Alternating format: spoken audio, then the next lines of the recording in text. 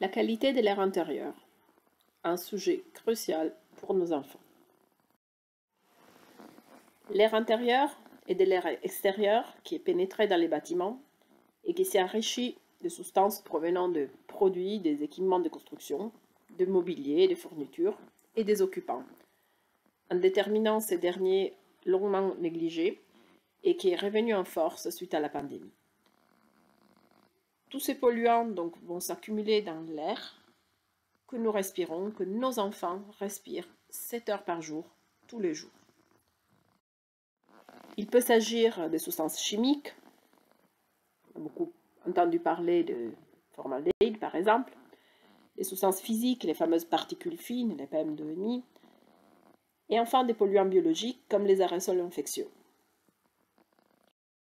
Concernant les aérosols infectieux, une précision, lorsque nous respirons, nous parlons, nous émettons des particules de tailles différentes. Les plus grossières, elles retombent au sol sur des distances courtes, autour d'un mètre, 2 mètres, alors que les autres, elles vont se propager dans l'air. Et si nous sommes dans une pièce, dans un environnement fermé, elles vont s'accumuler dans l'air, un peu comme de la fumée de cigarette, et ils vont y rester partout dans la pièce, longtemps, pendant des heures, si l'air n'est pas renouvelé. Ça a été prouvé scientifiquement, mesuré. Par exemple, dans des simulations dans une classe, les aérosols émis par une personne vont se retrouver au bout d'un certain temps partout dans la pièce, des concentrations similaires, ainsi que si la personne était contagieuse, n'importe qui peut être contaminé, y compris à distance importante de la personne si l'air n'est pas renouvelé. Cet impact de la qualité de l'air intérieur sur la santé est connu depuis longue date. Au début du siècle, en 1900, on a commencé à construire des bâtiments, notamment des écoles, avec des hauts plafonds, des grandes fenêtres. On a même fait des classes en plein air pour conjurer les contaminations de tuberculose qui se transmettaient dans l'air. Ensuite, il y a eu un changement de paradigme et ce modèle de transmission dans l'air a été un peu oublié. Et aujourd'hui, c'est remis sur l'avant de la scène suite à la pandémie, au point que l'OMS Europe a organisé au mois de septembre 2023 le premier forum sur la qualité de l'air intérieur et comment elle impacte la santé. Un impact donc sur la santé, qui est associé à un impact sur la scolarité, dont on parle beaucoup moins, mais qui est aussi important, et qui est illustré par cet article de la presse financière américaine, qui titrait « Et si améliorer les résultats scolaires, c'était aussi simple et économique que d'ouvrir une fenêtre ?» Et les preuves scientifiques le démontrent. Et enfin, un impact sur le bien-être. Car l'on sait que lorsque l'air est très vicié, en plus de mauvaises odeurs et d'un confort général, elle peut provoquer des problèmes de maux de tête, d'irritation oculaire, des fatigues, des difficultés de concentration, qui s'associent donc aux problèmes de santé, la transmission des maladies aéroportées, comme la grippe, le Covid, les bronchiolites, une dégradation des conditions comme l'asthme ou les allergies, et puis un impact sur la scolarité qui peut être indirect, car à cause des maladies, on augmente le nombre de jours d'absence, que ce soit des élèves ou du personnel, et un impact direct, car les performances et les facultés cognitives s'en trouvent diminuées lorsqu'on a une mauvaise qualité de l'air, et ça a été prouvé pour des résultats par exemple en maths, en lecture. En annexe, il y a un tableau avec des références qui illustrent chacun de ces points, et également les diapositives du premier forum sur la qualité de l'air intérieur de l'OMS sont disponibles en ligne et synthétisent cette situation. La qualité de l'air est invisible, donc c'est très difficile de la visualiser, de visualiser ses impacts, mais la bonne nouvelle, c'est qu'elle est mesurable par des détecteurs de concentration de CO2, des petits boîtiers comme dans cette image, qui permettent d'évaluer la concentration du dioxyde de carbone, à son tour un indicateur du taux de confinement d'une pièce et de la qualité du renouvellement de l'air, comme ça a été décrit par toutes les instances sanitaires, comme le Conseil de la santé publique, l'INRS, etc. Et beaucoup de matériel est disponible sur le site du groupe de travail Nous Aérons. Ainsi, l'amélioration de la qualité de l'air est un sujet d'actualité urgent, auquel s'intéressait d'abord la presse spécialisée, en montrant effectivement les études qui concluaient sur son importance pour réduire les contaminations, pour réduire le nombre de jours d'absence, les possibilités et les solutions qui existent pour améliorer cette qualité de l'air, dont les impacts négatifs s'étendent à plusieurs niveaux, au point que la presse généraliste a commencé à s'en intéresser en se demandant pourquoi on est encore en train de respirer de l'air contaminé. Et en effet, la presse française s'en intéressait aussi en se demandant pourquoi la qualité de l'air intérieur dans les écoles reste un enjeu sanitaire et pédagogique trop négligé.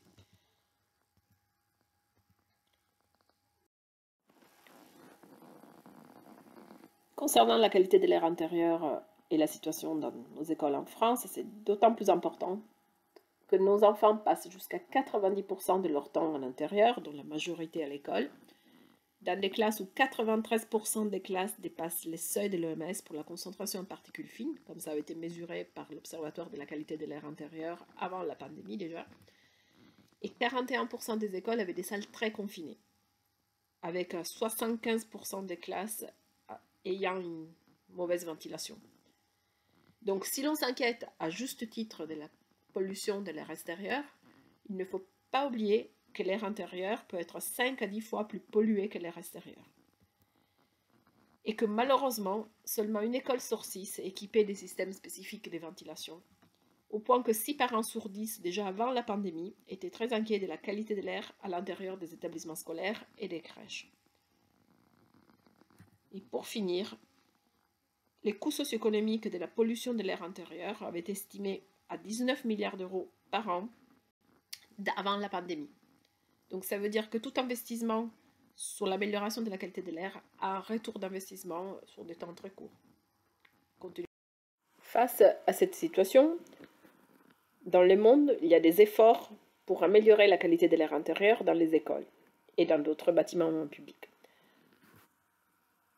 Sur la gauche, il y a quelques exemples aux États-Unis, mais aussi dans des États européens, où on installait des détecteurs de CO2 dans toutes les classes et on les a connectés avec des interfaces en ligne pour que la valeur de la concentration de CO2 soit accessible à tout moment et on puisse immédiatement identifier des problèmes de renouvellement de l'air.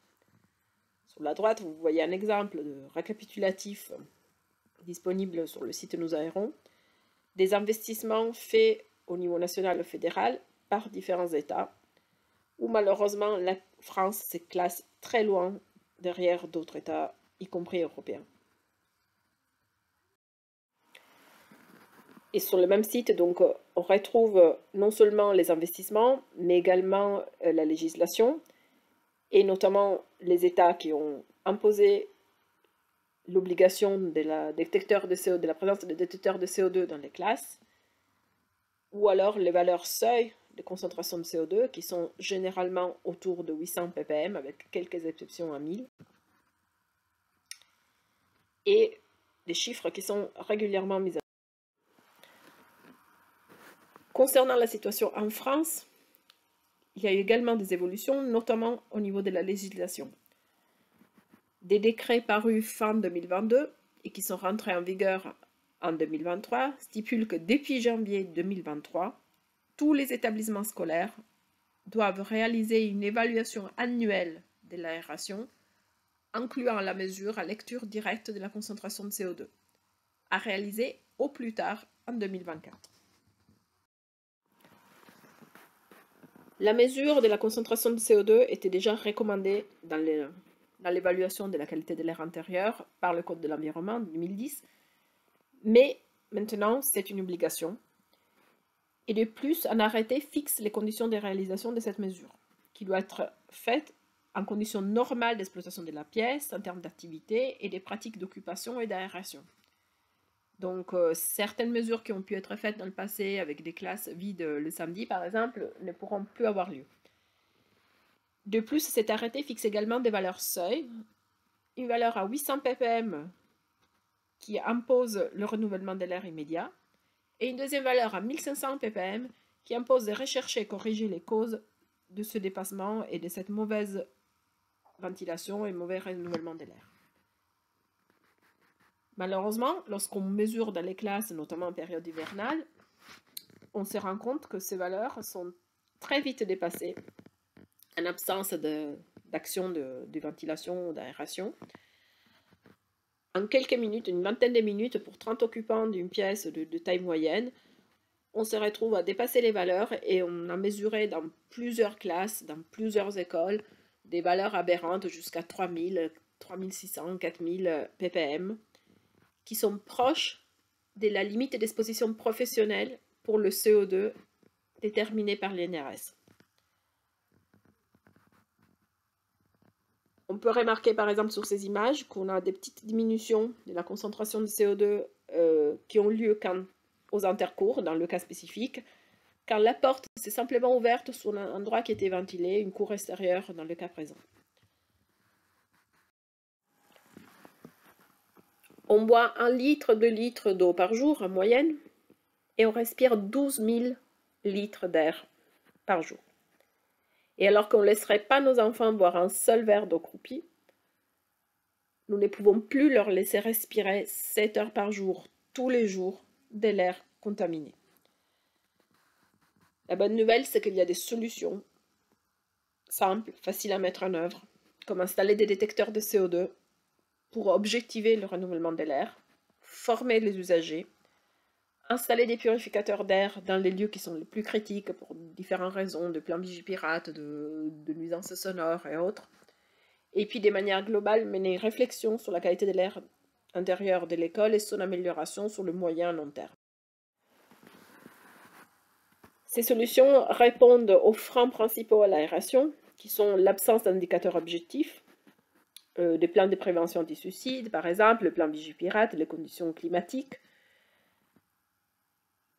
Ils répondent aussi à la nécessité de réduire la consommation énergétique. Contrairement à ce qu'on pourrait croire, lorsqu'on peut objectiver le renouvellement de l'air, on aère uniquement lorsque c'est nécessaire. Et donc, effectivement, on a moins de dispersion énergétique. Et puis, ils permettent également de faire face aux variations de la QAI, parce qu'elles varient au cours d'une journée en fonction de ses déterminants, en fonction de conditions climatiques extérieures, etc. Donc, en tant que parent, on peut déjà demander que la loi soit appliquée pour nos établissements. Elle existe maintenant. Au plus tard, en 2024, tous les établissements scolaires devront avoir fait cette évaluation avec lecture directe de CO2. On peut demander à utiliser les outils existants, accessibles, des détecteurs de CO2 qui arrivent, on peut avoir 200 € par classe, des purificateurs d'air. Alors, nous avons fait des comparaisons sur des purificateurs d'air commerciaux plus chers, d'autres qui le sont beaucoup moins, et puis même du fait maison. Alors, lorsqu'on dit fait maison, c'est quand même approuvé par l'Agence pour l'environnement américaine. Et il y a eu énormément d'activités pédagogiques autour de ces Course Horizontal Box, donc ces purificateurs faits maison qui équipent désormais beaucoup de classes aux États-Unis et au Canada. Et puis à plus à long terme, vraiment intervenir sur tout ce qui est ventilation mécanique, récupération des chaleurs et autres. Donc on peut se poser la question, en attendant l'application de la loi, est-ce qu'il vaut mieux dépenser quelques centaines d'euros par classe plutôt que de laisser nos enfants respirer un air insalubre? Et concernant les purificateurs, alors tout comme les détecteurs, il y a des préconisations, il y a des technologies qui sont valables d'autre part, hein. Et c'est vrai aussi pour les purificateurs, donc ça doit être des filtres EPA, 13 ou 14 selon le Conseil de la santé publique. Et ce qui semble particulièrement important, c'est que lorsqu'on a mesuré les aérosols inhalés par des personnes qui portaient un masque ou qui ne portaient pas de masque, lorsqu'on installe des purificateurs à filtre EPA, les personnes qui ne portent pas de masque inhalent des concentrations d'aérosols qui sont assez proches, pas tout à fait les mêmes, mais assez proches de celles des personnes qui portent un masque. Et ça, c'est quand même très important dans une classe. Ça ne dispense pas de porter un masque lorsque, effectivement, on est malade ou dans des situations particulières dans la classe, mais ça veut dire que ça permet de réduire largement le risque. Le purificateur ne remplace pas la ventilation, il doit être associé à la ventilation, mais toutes ces actions combinées permettent d'avoir un environnement sain, favorable aux apprentissages pour nos enfants. Et pour lever les derniers freins à l'aération, il faut aussi lever les idées reçues. Parfois, on entend dire qu'on n'aère pas parce qu'il fait froid, parce qu'on risque de tomber malade à cause des courants d'air. Alors, le froid, les courants d'air ne font pas tomber malade. Les virus, si. Quand il fait froid, nous pouvons effectivement plus facilement tomber malade à cause de nos comportements hivernaux. On aère moins, on passe plus de temps dans des locaux qui sont mal ventilés. Et en plus, il y a quand même un effet du froid sur nos voies respiratoires qui nous rend plus vulnérables une fois que les virus ont été inhalés. Donc le problème résolu à la source n'est pas inhaler ces virus. Donc la qualité de l'air intérieur est d'autant plus importante lorsqu'il fait froid. Et de plus, si on a bien compris l'importance de la qualité de l'air sur les résultats scolaires, sur les apprentissages, sur le bien-être, on peut se dire que sur la santé, ce n'est pas si grave si les enfants tombent malades. Bon, ils tombent malades, il fait son immunité.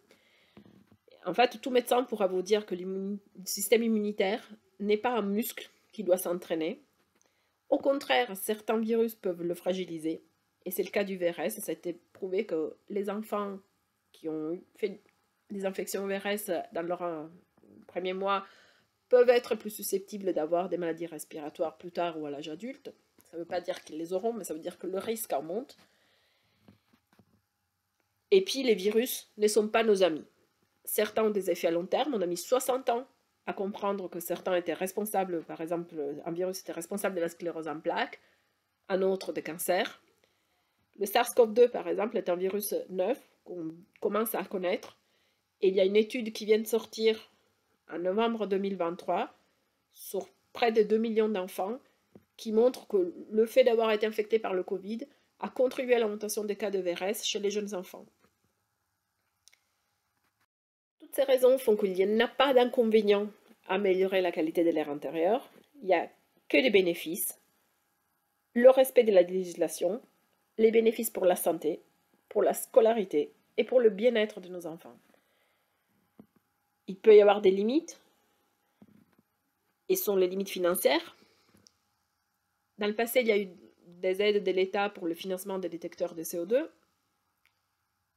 qui a été malheureusement utilisé que pour une partie mineure des collectivités. C'est pourquoi il faut aussi ne pas hésiter à contacter les gérants du bâti, les collectivités, pour qu'ils s'informent sur les dispositifs à leur disposition. Il y a aussi les programmes, par exemple, dans les rénovations énergétiques et du Rénov, qui prend en compte maintenant aussi la qualité de l'air intérieur. Il y a les possibilités de faire intervenir les parents dans certains cas.